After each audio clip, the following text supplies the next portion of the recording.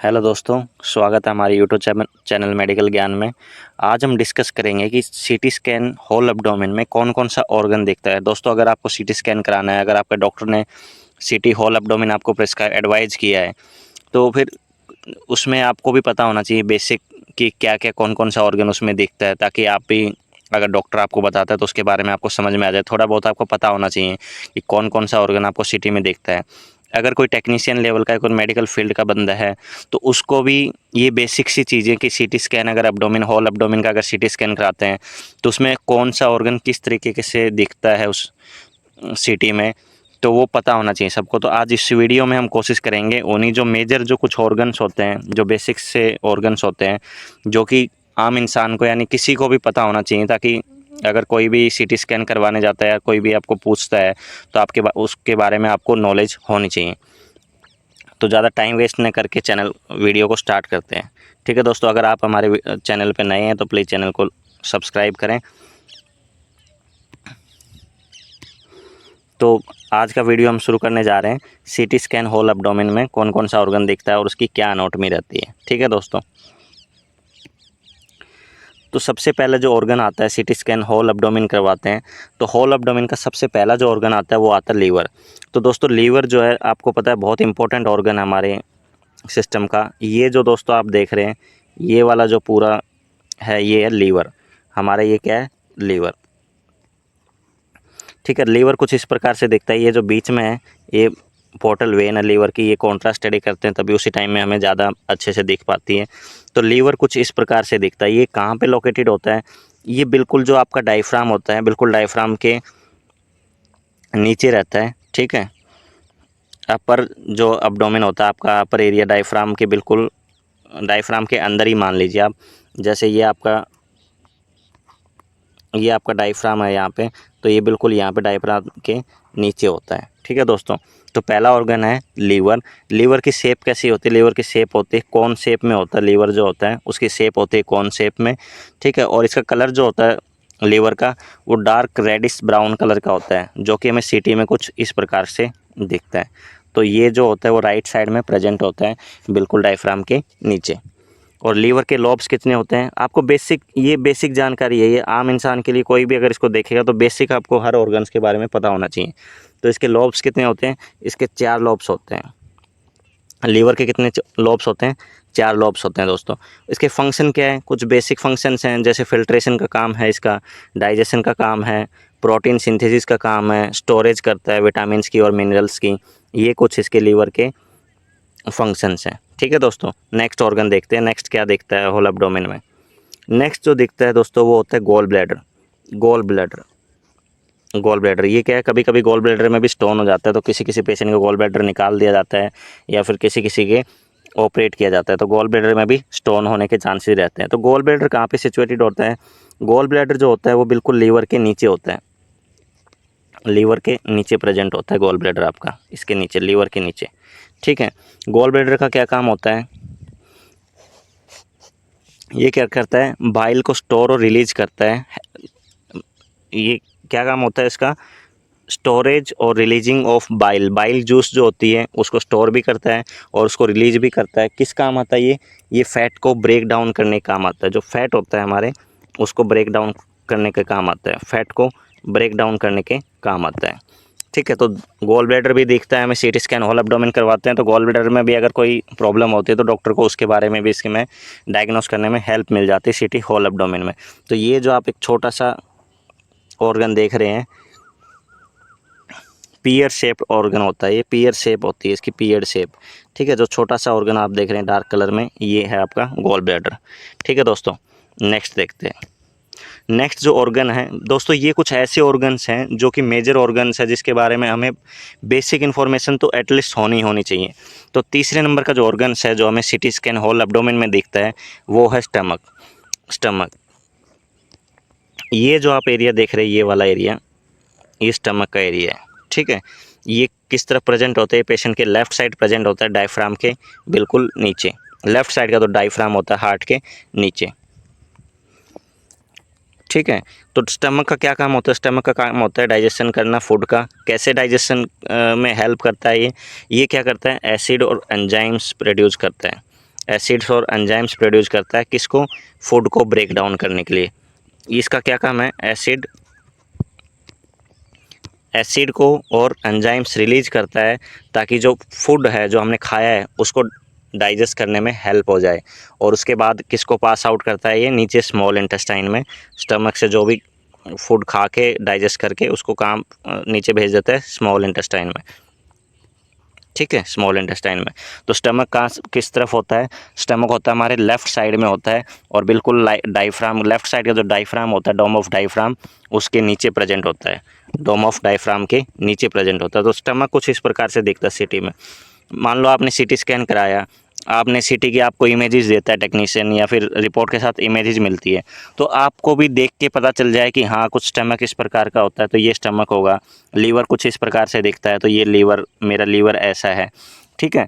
क्योंकि इसमें भी देखो, अगर आप लीवर देखते हैं, ये लीवर है, लीवर के भी बहुत सारे कलर से ही इसके कुछ डायग्नोज हो जाते हैं। जैसे लीवर फैटी होता है, फैटी के भी ग्रेड होते हैं, ग्रेड 1, ग्रेड 2 एंड ग्रेड 3।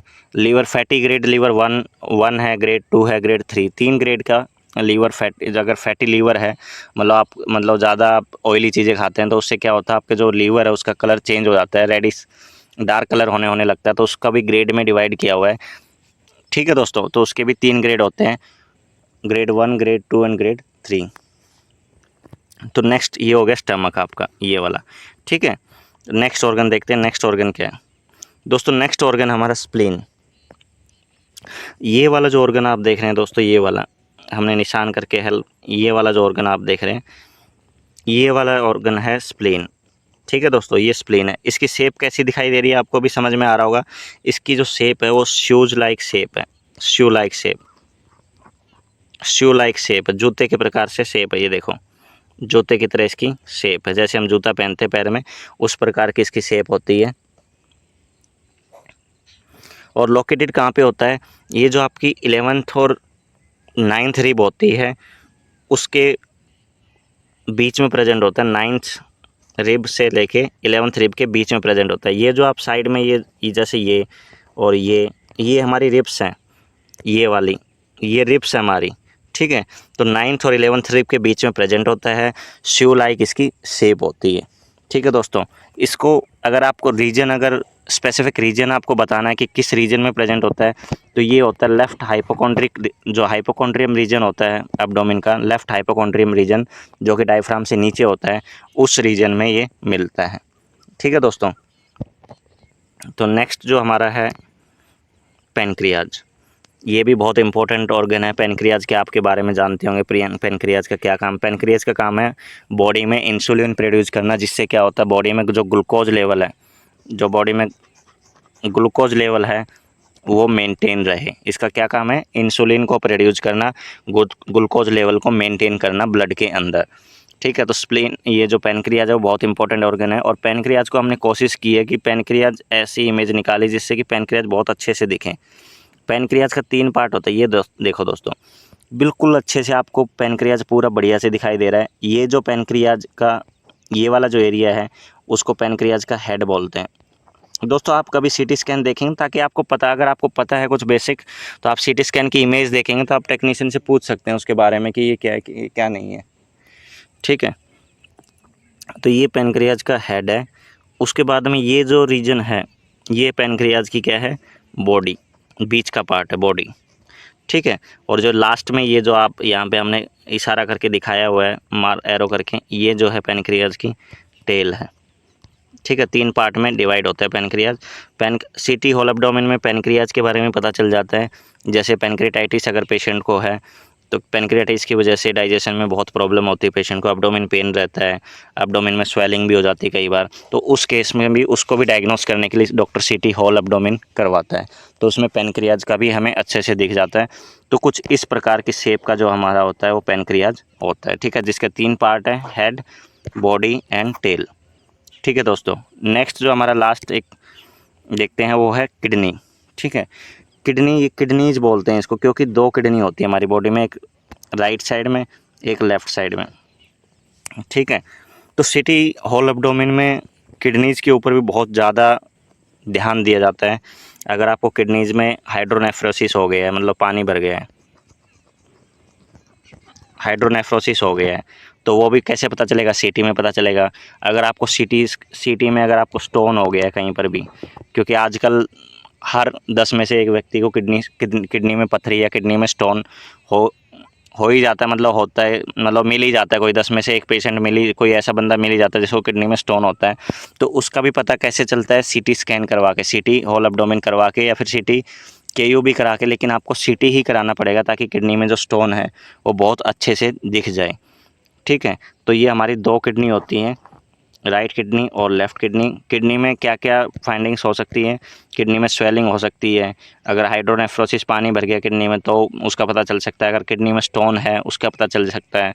अगर किडनी से मान लो कि अगर किडनी में कोई फिल्ट्रेशन अच्छे से नहीं हो रहा, कहीं ब्लॉकेज वगैरह है यूरेटर में, किडनी से यूरेटर में नीचे नहीं जा रहा है, यूरिन पास करने में दिक्कत है, या फिर कुछ और प्रॉब्लम आ रही है, पेशेंट को यूरिन अच्छे से नहीं आ रहा है, उस केस में भी जो डॉक्टर होता है वो सीटी होल एब्डोमेन एडवाइस करता है। ठीक है दोस्तों, तो दोस्तों ये कुछ इंपॉर्टेंट्स ऑर्गन थे सीटी होल एब्डोमेन में कवर होने वाले, जिससे कि जब भी डॉक्टर सीटी होल एब्डोमेन एडवाइस करे ताकि आपको पता चल जाए। अगर आप टेक्नीशियन या मेडिकल फील्ड के हैं तो आपके पास कोई भी आपको इमेज दिखा के अगर पूछ ले कि ये कौन सा ऑर्गन है, तो आपको उसके बारे में बेसिक पता होगा, तो आप बता सकते हैं कि ये किडनी है, ये लीवर है, ये स्प्लीन है, इसकी लोकेशन यहाँ होती है, ये इस शेप का मिलता है। तो ये कुछ इंपॉर्टेंट ऑर्गन थे दोस्तों। इसमें उसके बाद जो किडनीज़ के बाद जो हमारे जो ऑर्गन्स आते हैं वो स्मॉल इंटेस्टाइन होता है, लार्ज इंटेस्टाइन, उसका हम एक अलग वीडियो में डिस्कस करेंगे, क्योंकि उसको हमें अलग से थोड़ा सा ज़्यादा एक्सप्लेन करना पड़ेगा और उसके लिए टाइम थोड़ा सा ज़्यादा चाहिए। तो उसके लिए हम एक नेक्स्ट वीडियो बनाएंगे अच्छे से, ताकि वो अच्छे से समझ में आ जाए। उसके बहुत सारे पार्ट होते हैं, इसलिए हमें एक अलग वीडियो बनाएंगे उसका स्पेशली। ठीक है दोस्तों, तो इसलिए हमारे तब तक इस चैनल को सब्सक्राइब करें और चैनल को लाइक शेयर ज़रूर करें। थैंक यू दोस्तों।